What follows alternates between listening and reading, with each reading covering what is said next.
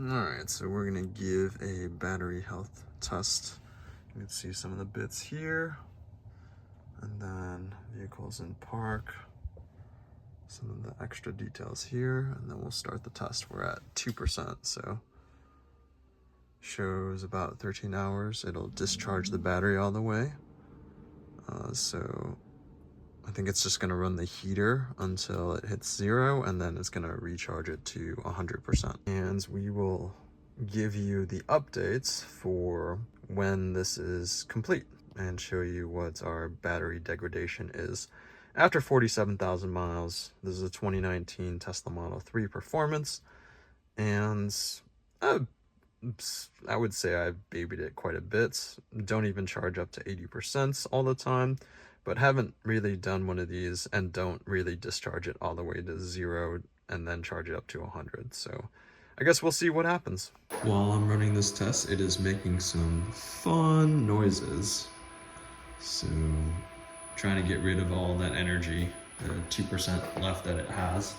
So maybe probably less than a kilowatt hour. Hopefully it doesn't blow up in the garage. About 13, 14 hours later, test is done.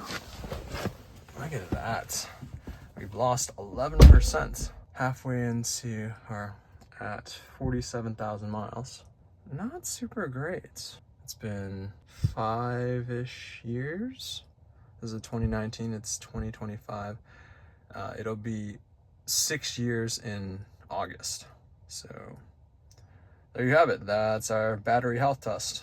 Also, if we look at the reading up here, this was originally rated for 301 miles. So now it's 281. So a loss of 20 miles in 47,000 miles. So if you think about at 100,000 miles, if you lose another 20%, you're at 261.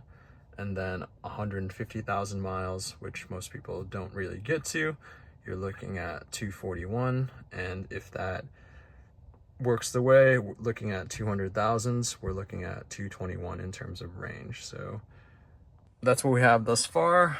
I guess we will continue updating you as we go along the ride of owning this car.